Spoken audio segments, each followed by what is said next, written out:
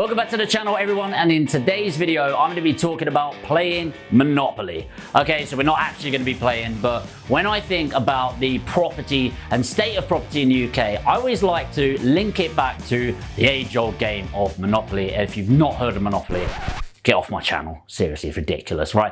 Everyone's played Monopoly, everyone knows what it is, from Old Kent Road to Mayfair, and what I'm going to be breaking down is where should you buy it, and more importantly, where not to buy it in your area.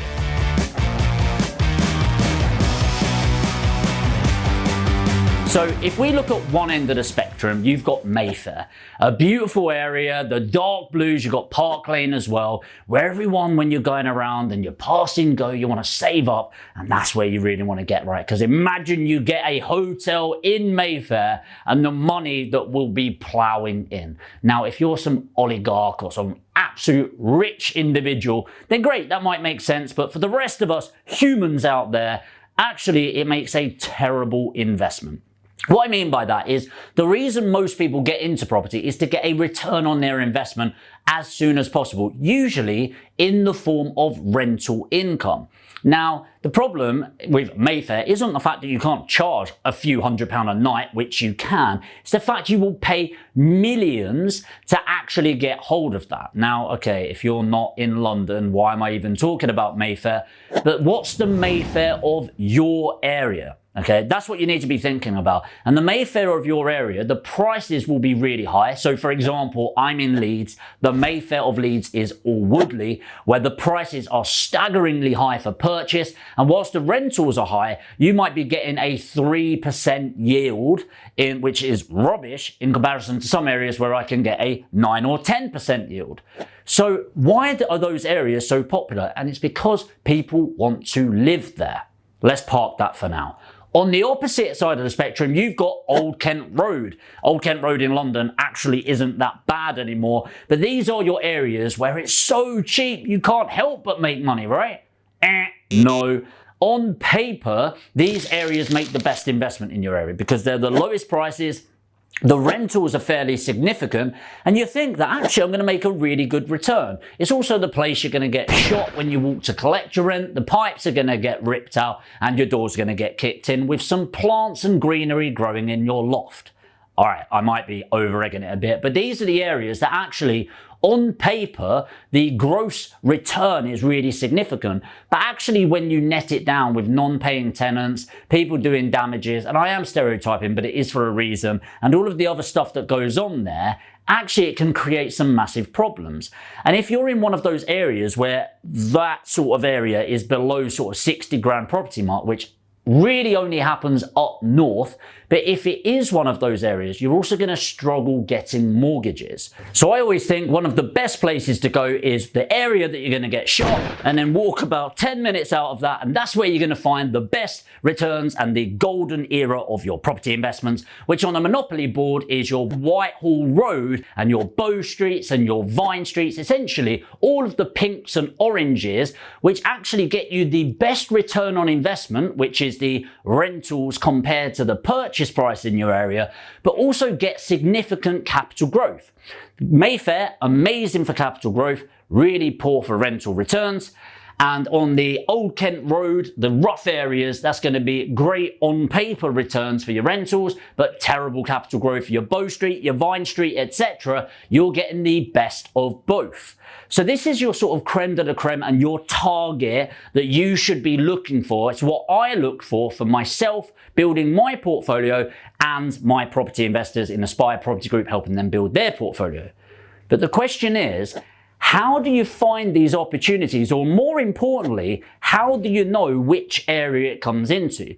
And this is where understanding area analysis really comes into play. And this is going to be in 4 key parts. These 4 key parts are unemployment, crime rates, social grading, and housing tenure in your area. And in order to know what makes it good or what makes it poor is understanding national statistics. So for example, unemployment rate, you might want to write this down, is 4.8% currently across the UK. Expect that to go up a little because of the big C that we've been going through over the last year or two, but 4.8% is the national average.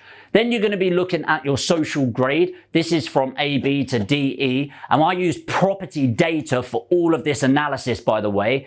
And social grades are broken down into people's socio-demographic, and it goes from the working white-collar professionals all the way to people, unskilled workers and people claiming benefits. And in the UK, it's 25%, 25%, 25%, and 25%. Everyone is broken down into those, and that's going to work out your social grading. You've got crime in your area. You might be shocked at this, but per 1,000 people in an area across the UK, there's 102.8 crimes per 1,000 people, which is, I think when I read that, it was like, that is staggeringly high. But if you know it's 102.8, I'm going to tell you how to actually analyze this. Per 1,000 people, that's going to be a really important statistic. And then you've got housing tenure. Housing tenure is going to be owned outright, owned with a mortgage, private rentals, i.e. private landlords, and social rentals. And the way that it's broken down across the UK is 30%. We've got 25 million properties in the UK. We've actually got more than that now, but around 25 million. 30% of them are owned outright in the UK. 30% are owner-occupier, but with a mortgage. 21% are private buy-to-let rentals, and 19% are council or social rentals. So it's going to give you a real key breakdown. So with those figures, why are they important? Well, the way you're going to measure is if that is your key point, your middle point, you want everything as close to that as possible to hit your middle grade. So for example, if unemployment, let's say I'm looking at Bow Street right now, the perfect, you've got Mayfair over there, Old Kent Road down there. If I look at unemployment, and I know the average is 4.8% in the UK, and this is 8% unemployment rate, slightly towards the Old Kent Road. What if I look at the social grade and the highest is the bottom 25%, which is DE, and actually it's 35%, okay, slightly higher down here. What about the crime rate, which we know the average to be 102.8 per 1,000 people? Let's say it's 160 crimes per 1,000 people per year, closer to Old Kent Road.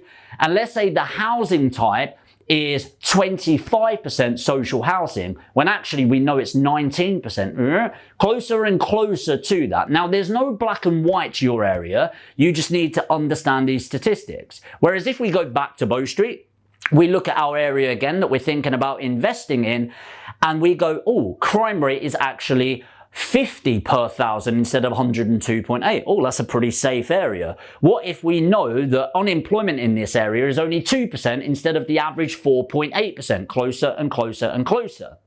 So the more you look at these statistics, and you're looking at those four areas, unemployment of 4.8%, the social grade at the 25, 25, 25, and 25, housing tenure at 30% owned outright, 30% with a mortgage, 21% private buy-to-let, and 19% social housing, and of course the crime rate 102.8 per 1,000 people, and you know those average statistics, you want to compare against that in your local area, i.e. Leeds. I would look at those statistics compared to that. And then the areas that I'm thinking about investing. So in theory, the closer you get to 4.8% unemployment, 102.8 crimes per 1,000 people, the 25%, 25, 25, and 25 social grading, and of course the 30%, 21%, and 19% housing tenure, the closer you're going to get to your Vine Street, your Bow Street, and Whitehall Road on your Monopoly board. So go away, apply this to your area, jump on property data. I've actually got an affiliate link to this where you can try it for free.